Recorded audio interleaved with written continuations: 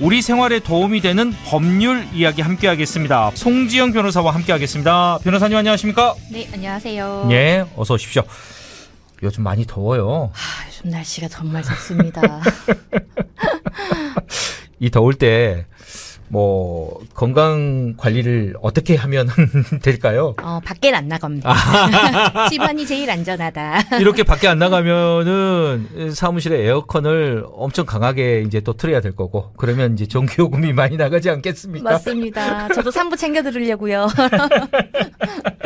자, 우리 애청자 여러분들의 다양한 의견을 보내주시면은 제가 이 내용을 우리 송지영 변호사에게도 전달을 해드리도록 하겠습니다. 오늘 이제 저희가 조금 이제 좀 심각한 얘기를 좀 해보도록 하겠습니다. 최근에 우리 사회를 좀 떠들썩하게 했던 그 사건을 가지고 법적으로 이제 접근을 저희가 해볼 텐데, 접근 금지 명령이 종료가 되니까 아내를 찾아가서 이 끔찍한 범행을 저지른 그런 사건이 정말 며칠 전에 있었어요. 네, 맞습니다. 이제 인천에서 일어났던 사건인데요. 네. 한 60대 남성이 법원의 접근 금지 명령이 종료가 된 지 일주일 만에 아내를 찾아갑니다. 그리고 아내의 자택 현관 앞에서 여러 차례 흉기를 휘둘러 숨지게 한 사건이 발생을 했습니다. 네. 구속심사에 이제 실질심사에 출석하면서 자기는 미안한 거 없다. 오히려 본인이 잘했다고 생각한다고 말해서 아무래도 공분을 샀죠. 네. 사전에 막을 수 없었던 것인지 제도상의 허점은 없었던 것인지 논란이 계속 커지고 있어서 오늘은 접근금지 명령에 관련한 이야기를 좀 준비를 해봤습니다. 네, 저도 뭐 이 뉴스를 이제 봤는데, 이 가해자가 보니까 이제 가정폭력 문제로 이 접근 금지 명령을 받았더라고요. 네. 예. 가정폭력으로 지난해 12월부터 이달 중순까지 6개월간 접근금지 명령이 내려져 있었었고요. 네네. 가정폭력의 경우 대개 현장에 출동한 경찰이 응급조치를 하고 조사를 통해서 필요하다면 임시 접근금지 조치를 내리는데 네. 이 접근금지도 2개월씩 2번 연장해서 6개월이 최대거든요. 네. 그래서 더 이상은 연장을 할 수 없는 상황이긴 했습니다. 그런데 예, 이 기간이 끝나자마자 이 사건을 벌인 것 자체가 사실은 너무 끔찍해요. 이 접근 금지라는 용어를 이 가정폭력뿐만이 아니라 저희가 뭐 다양한 사건에서도 이걸 본 것 같거든요. 어떻습니까? 네, 맞아요. 네. 접근금지 명령은 이제 여러 법에 따라서 나오기는 합니다. 이제 아동학대 혐의가 있거나 예. 데이트 폭력이나 스토킹 범죄. 맞아요. 네. 데이트 폭력에서도 저희가 이런 단어를 많이 들었던 것 같아요. 네, 맞아요. 예. 그래서 이혼 소송 앞두고 상대방의 폭행 가능성이 있는 경우에도 접근금지 명령 등이 있고요. 네. 예, 수사기관이나 법원이 공익상 필요하다고 판단을 하면은 직권으로 명령을 내리기도 합니다.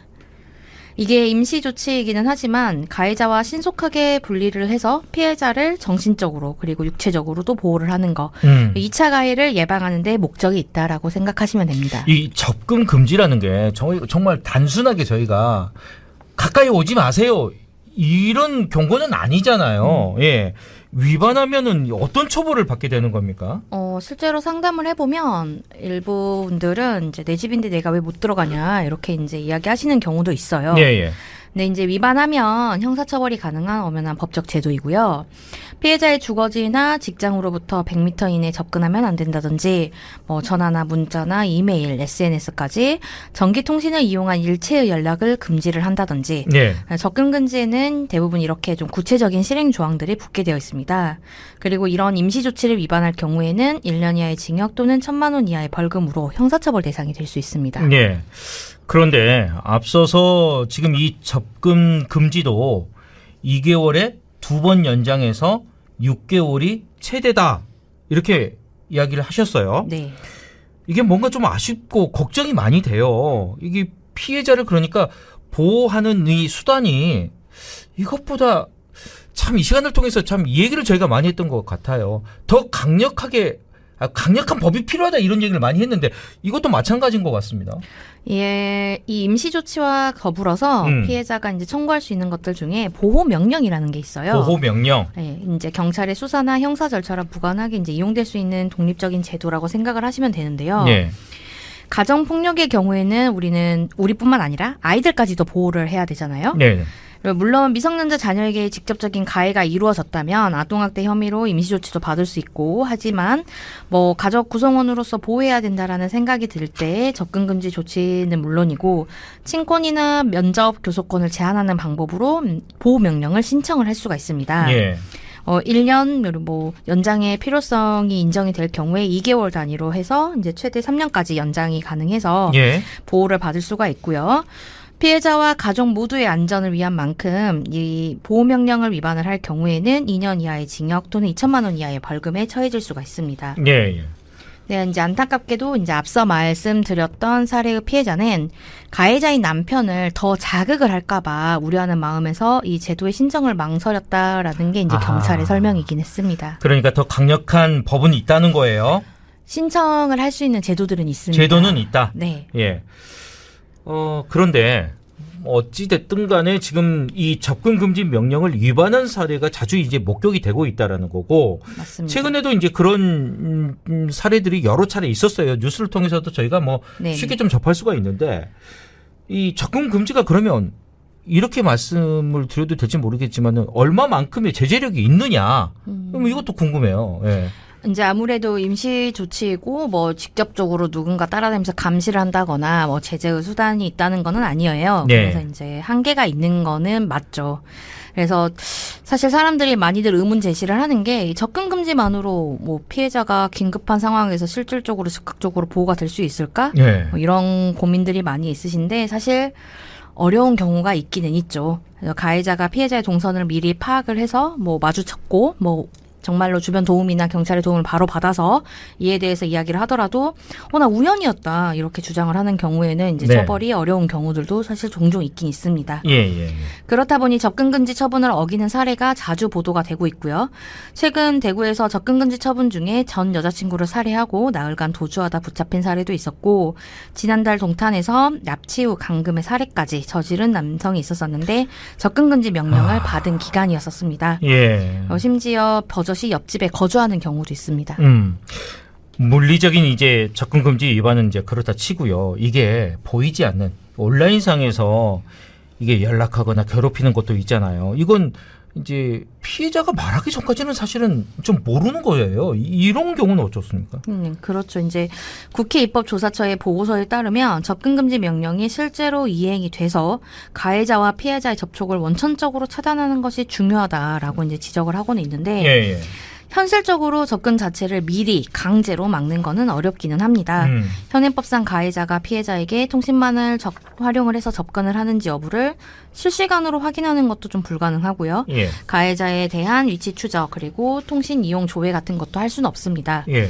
접근 금지 대상이 현행법상 가해자로 규정이 되기 때문에 만약에 가해자가 가해자의 가족이나 친구를 통해서 간접적으로 접근을 한다라고 하면은 이 부분도 사실 좀 규제가 쉽진 않고요. 예. 그래서 정작 피해자임에도 불구하고 신변의 위협에 시달리거나 숨어 지내는 배경들이 여기에 있다라고 보시면 됩니다. 그러면 이게 요즘 참 세상이 좋아졌잖아요. 만약에 접근 금지 명령을 내렸는데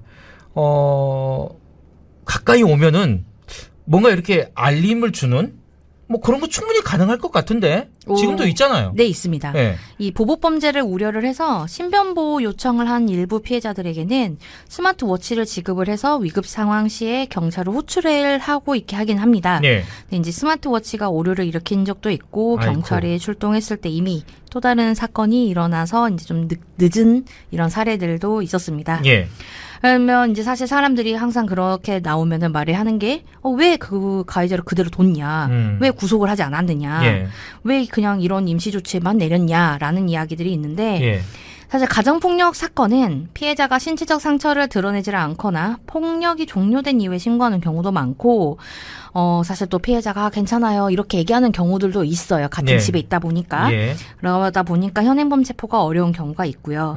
스토킹이나 데이트 폭력과 마찬가지로 주로 집이나 차같이 개인 공간에서 자주 일어나다 보니까 즉각적으로 신고가 좀 쉽지 않고 협박이나 감금 등을 통해서 이제 폭력의 여부 자체가 입증하기 어려운 경우들도 있고요. 예. 지속적 반복적으로 위협을 가한 사람이라고 해도 현행범 요건을 충족했다고 볼 수 있냐? 이건 또 다른 문제다 보니까요. 예.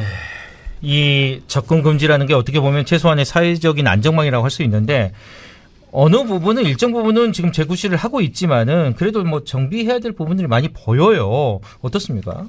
미국이나 영국이나 호주 같은 경우는 GPS 이용해서 가해자가 일정 거리 안으로 들어오면 피해자와 경찰에게 경보를 보내는 시스템을 사용을 하고 있고. 제가 이 얘기를 하고 싶었어요. 이제 그러니까 피해자도 알아야 된다라는 거잖아요. 지금은 우리나라는 그러지는 않는 것 같습니다. 지금 우리 네. 법무부도 지난해 스토킹 범죄로 이제 전자발찌를 부착을 하게 된 가해자에 한해서 예.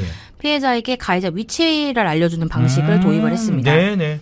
그래서 이제 가까이 오면 피해자의 휴대전화 앱이 울리는 시스템이어가지고. 예. 근데 이제 문제는 주목할 만한 부분이 이제 도입 이후에 1년간 실제로 동일한 피해 사례가 한 건도 일어나지 않았다. 예. 이런 부분이기 때문에 최근 1년 사건들을 계기로 해서 관련 논의가 불붙어서 이제 다른 범죄에도 좀 확대 적용이 됐으면 좋겠다라고 생각을 합니다. 예. 0394번님이 지금 뭐 그 사람들이 제정신이 아닌데 접근 금지 이걸로 되겠느냐, 더 강하게 지금 해야 되지 않느냐, 이렇게 문자를 더 심하게 주셨는데 제가 좀 순화해서 소개를 해드렸습니다. 자, 오늘 접근 금지 처분의 내용과 함께 제도가 있음에도 또 스스로 보호하기 어려운 이유가 무엇인지 저희가 이야기를 나눠봤습니다. 지금까지 송지영 변호사와 함께했습니다. 오늘 말씀 잘 들었습니다. 네, 감사합니다. 네.